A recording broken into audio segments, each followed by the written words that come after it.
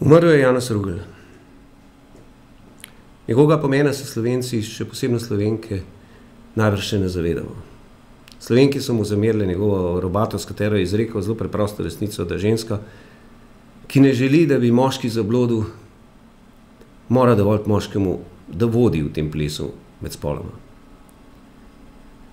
Tudi sicer se je, zato ker je bil trde, klene narave, dostikrat zapletal v spore in spopade, predvsem z ljudmi, ki so bili zavistni ali pa ki so se bali sprememb.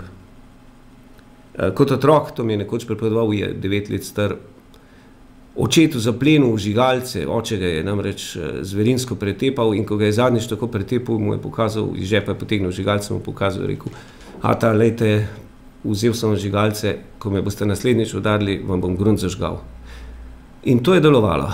Te strategije se potem držal v teh svojih sporih in spopadih in zato je prihajalo do tistih ostrih gladovnih stavk do smrti in tako naprej.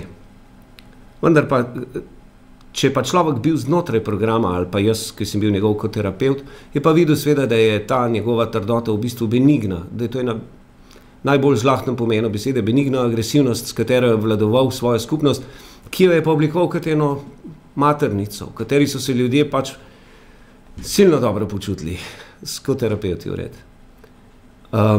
Mene je popolnoma pridobil, potem ko sem 7 let bil že na samozdravljenski abstinenci in me je povabil k sodelovanju, prišel sem k njemu, vedel sem, da je avtoritaren, vprašal sem ga, kako je mogoče, rekel sem, doktor Rugl, vi trdite, da ljudje se ne moramo sami ozdraviti, če smo znotraj vašega programa.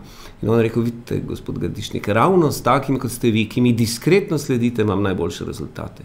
Takrat sem dol padel in postal pač njegov prijatelj in privrženec, ker sem spoznal, da je govoril resnico. Brez njegovega velike razvpitosti, njegovega vplivanja se sam nikoli ne bi bil odločil za to, da ozdravim. Zato sem mu silno hvaležen.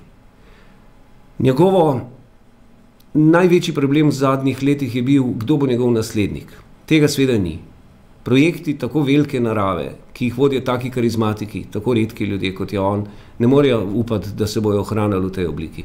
Vendar pa je zapustil stotine, če ne tisočev naslednikov, ki so odšli iz njegovega programa in ki zdaj znotraj različnih skupin samopomoči, od anonimnih alkoholikov naprej skrbijo, da so seme, da so kali, ki jih je on zasadil, delajo naprej. Hvala mu in slava mu.